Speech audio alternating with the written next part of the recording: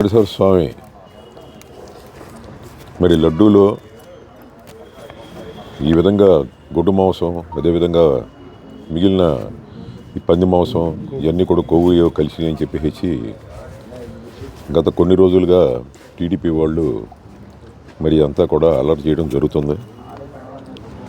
నిజంగానే ఏంటంటే వెంకటేశ్వర స్వామితో వాళ్ళు పెట్టుకోకూడదు. ఎందుకనంటే వెంకటేశ్వర స్వామితో పెట్టుకుంటే ఇవాళ కాకపోయినా రేపైనా సరే పాపం పండిపోద్ది వాళ్ళకి, అందుట్లో అనుమానం లేదు అని చెప్పేసి నేను చెప్తా ఉన్నాను. ఇవాళ వెంకటేశ్వర స్వామి వల్లనే నిజాలన్నీ కూడా ఏంటంటే బట్టబయలైనవి.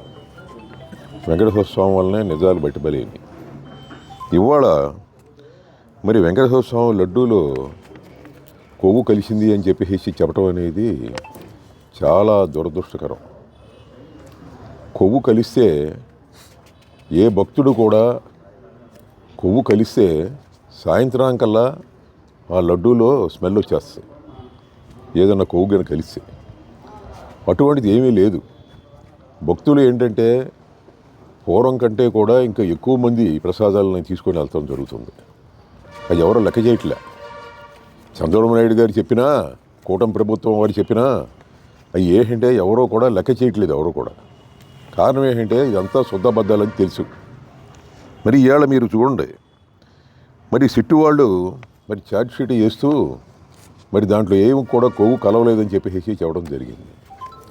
మరి కొవ్వు కలవనప్పుడు కొవ్వు కలిస్తేనే ఏంటంటే మనం ముందే అనుకున్నాం అది సాయంత్రం కల్లా ఒక విధమైనటువంటి బ్యాడ్ స్మెల్ వస్తుంది, అది ఎవరు తినలేరు. ఇవాళ వెంకటేశ్వర స్వామి లడ్డూని తీసుకొస్తే మనం వారం రోజుల దాకా తింటున్నాం, తిన్నా సరే అదేం పాడవదు. ఇటువంటి పరిస్థితిలో వాళ్ళు ఏంటంటే నిజంగా ఈ విధంగా క్యాన్వాస్ చేయటం, దేవుడి మీద ఏమో అసత్య ప్రచారాలు చేయటం, అసలు ఎందుకు చేసావు ఆయన నువ్వు చంద్రబాబు నాయుడు? నీకు తెలిసి తెలియకుండా ఎందుకు చేసావు? మేము అడిగేది అది. మీ కూటమి వాళ్ళు ఎందుకు చేస్తున్నారు? దేవుడు లడ్డూలో కొవ్వు కలిసిందని మీరు చెప్పడం అది ఎంతవరకు సబబు? అసలు ఆలోచించాలి కదా. ఆలోచించకుండా ముందే నువ్వు చెప్పేసి ఈ విధంగానే ఏంటంటే చేస్తే ఇవాళ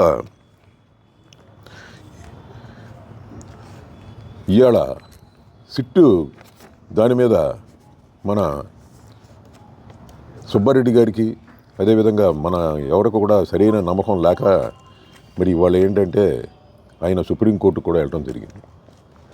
కానీ సిట్టు వాళ్ళే ఇవాళ ఏంటంటే దానికి క్లియరెన్స్ ఇచ్చారు. ఏమని? ఇందుట్లో ఏం కలవలేదని.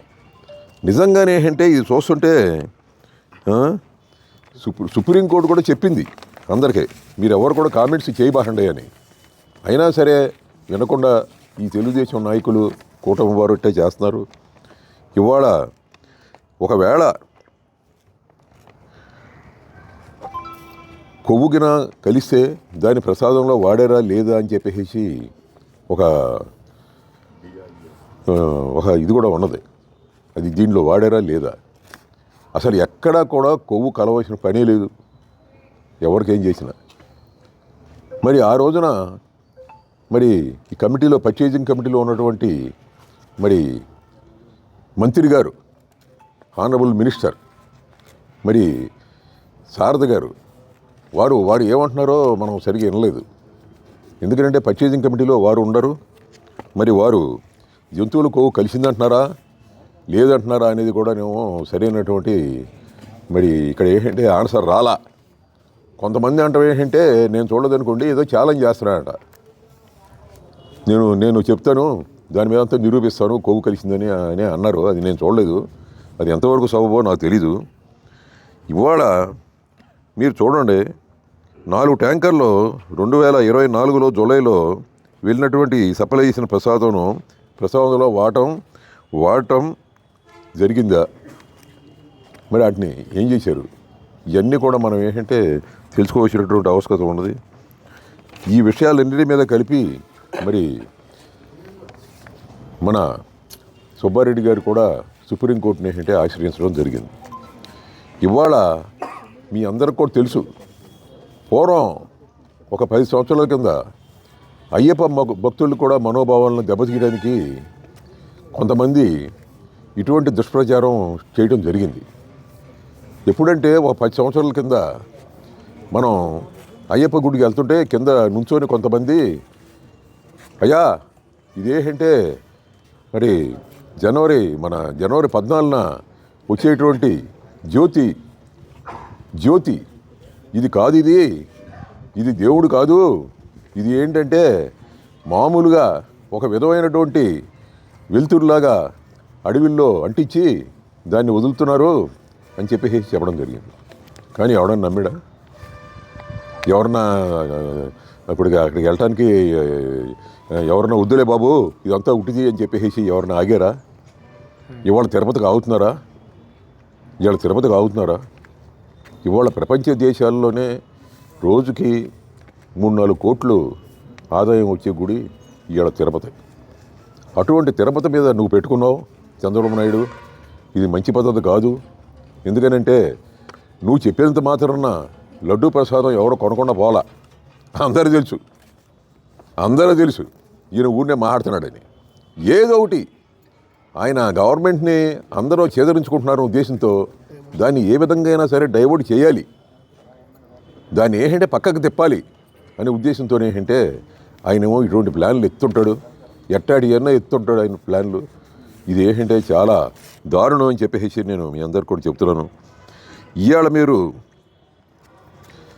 సిబిఐ సిట్టు దాఖలు చేసిన ఛార్జ్ షీట్లో కూడా మరి ఇవాళ ఏంటంటే లడ్డూ ప్రసాదంలో ఏ విధమైన జంతు కొవ్వు లేదని చెప్పేసి అక్కడ ఏంటంటే మొత్తం వచ్చేసింది.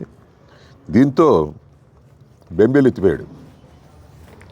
అమ్మా నేను చెప్పింది తప్పు అయిపోయిందని చెప్పేసి బెంబేలు ఎత్తిపోయి ఇవాళ దేవుడి గుళ్ళు ఏంటంటే శుద్ధి చేయడం అని చెప్పేసి కార్యక్రమం పెడతాం జరిగింది. బెంబేలు ఎత్తిపోయి ఇది ఎట్లా ఏ విధంగా చేయాలి అని చెప్పేసి ఉద్దేశంతో ఇవాళ ఏంటంటే మరి చేయడం, ఆయన ప్లాన్డ్గా దేవుళ్ళు శుద్ధి చేయడం జరుగుతుంది. అవన్నీ చూస్తూనే ఉన్నారు, ప్రజలందరూ గమనిస్తూనే ఉన్నారు. ఇందుట్లో ఏమీ లేదు, మోసం చేస్తున్నాడు. ఇవాళ గవర్నమెంట్ని ఏంటంటే అందరూ తిట్టుకుంటున్నారు.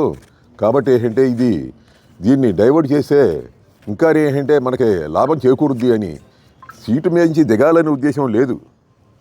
ఏదో విధంగా సీటు సంపాదించాలనే ఉద్దేశం కానీ ఎప్పుడూ కూడా ఏంటంటే సీటు మించి దిగాలనే ఉద్దేశం కూటమి ప్రభుత్వానికి లేదు, ఆ నాయకులకి లేదు. అదే చెప్తున్నాం. నేను ఒకటే చెప్తున్నాను క్లుప్తంగా. ఇంకా ఇవాళ వెంకటేశ్వర స్వామితో మాత్రం మీరు పెట్టుకోబాకండి. ఎందుకనంటే మీకు చాలా విషయాల్లో మీకు తెలిసినా సరే మీరు చెప్పట్లేదు. అది కొవ్వు కలవలేదని తెలిసి మీకు కూడా తెలుసు. అయినా సరే అదేవిధంగా మళ్ళీ మాట్లాడటం జరుగుతుంది. కాబట్టి నేను చెప్తున్నాను, ఈ పద్ధతి మానుకొని తప్పు అయిపోయిందని వెళ్ళి గుళ్ళల్లోకి వెళ్ళి తప్పు అయిపోయిందని చెప్పేసి మేము చెప్పింది తప్పు అయింది అని చెప్పేసి వెళ్ళి చెంపలేసుకొని దేవుడికి ఏంటంటే పూజ చేసి రావాలని చెప్పేసి నేను కోరుతున్నాను.